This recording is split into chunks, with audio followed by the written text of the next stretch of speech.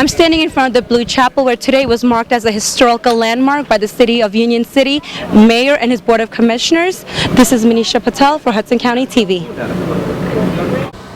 Good afternoon, ladies and gentlemen. My name is Lucio Fernandez. I'm Commissioner of Public Affairs for the City of Union City. On behalf of our Mayor, Brian P. Stack, and the Board of Commissioners, we welcome you here today on this memorable occasion for the City of Union City, where we honor a very historical place in our city of great importance, the monastery of the Perpetual Rosary, commonly known as the Blue Chapel, erected in 1912 through 1914.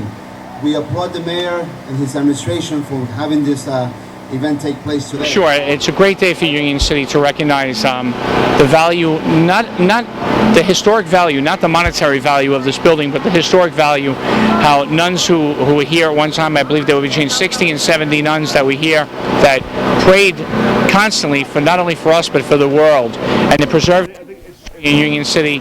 The last thing we want to see is anything happen to this building, for the building to be knocked down. We want to see it preserved. We want to see the cemetery on the site to be preserved, the church to be preserved, and in which way the City of Union City is making a statement here today to say that we want this to be preserved forever, for not only for us, but for all future generations that call Union City their home. The city has initiated a program of erecting historical markers throughout Union City, and today, like I said, was the first historical marker that's dedicated to a historical structure in Union City. And in the future we will honor famous people that came from Union City, and also more historical structures. Okay, to get something like this marker, does it take a long process? Does it take months or years of preparation? This probably took approximately a year, and it wasn't only for erecting the historical marker, but the town did designate this site a municipal historic site, and we've been trying to get state and federal recognition also. Once upon a time had more than 75 nuns, and it has a history of about more than roughly about 100 years of prayers being said here, and the vestments were being made, and the rosaries were being said, and hundreds of people used to come here to have their intentions prayed for. Because of the lack of vocation, just about 3 or 4 years ago, they had to close this beautiful monastery. At present, there are only 4 sisters living. 3 of them, they live at Caldwell College, which is a Dominican college, and 1 sister lives in a Dominican monastery in Bronx. Right now, this is, as of today, is made as a historical place in Union City. So any plans to maybe one day have an active services over here again? It all depends upon the intentions of God. If God, again sends more and more vocation for this type of a life, that's a cloistered monastery life of prayer and work, then we could reopen this monastery. It's a beautiful, I haven't seen a monastery and a chapel like this. Excellent, beautiful monastery. And I think my understanding is that you served here for almost 30 years, yeah, right? I first said Mass in 1972, and I worked for this chapel for 30 years.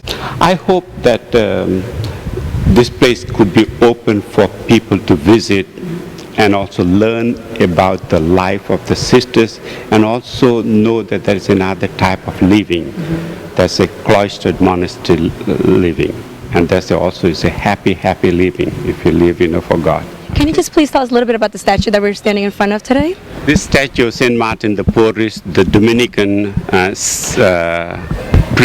Dominican saint, was put here at the time of his beatification and at the time of his being raised to the saint.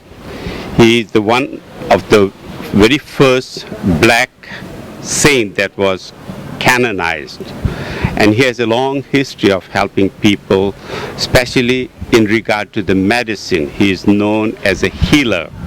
He did a lot of miracles. In fact, I was fortunate to go to Lima to be at his birthplace, and also where he's buried in the Dominican monastery in Lima, Peru. This particular statue here was asked by the people, especially the Spanish people, to be brought here and placed here because of the great devotion they had, for Our Lady of Rosary. And Dominicans are especially this particular monastery was instituted to say continuously 24 hours rosary for the intentions of the people, for the world peace. And So do we have any idea when the statue was brought over here? it was bought in early 1960s. Oh, wow. Early 1960s. Been here for a very long time. For long, yeah. As long as I know, I've been here about 30 years, more than 30 years, since 1972 this statue has been here.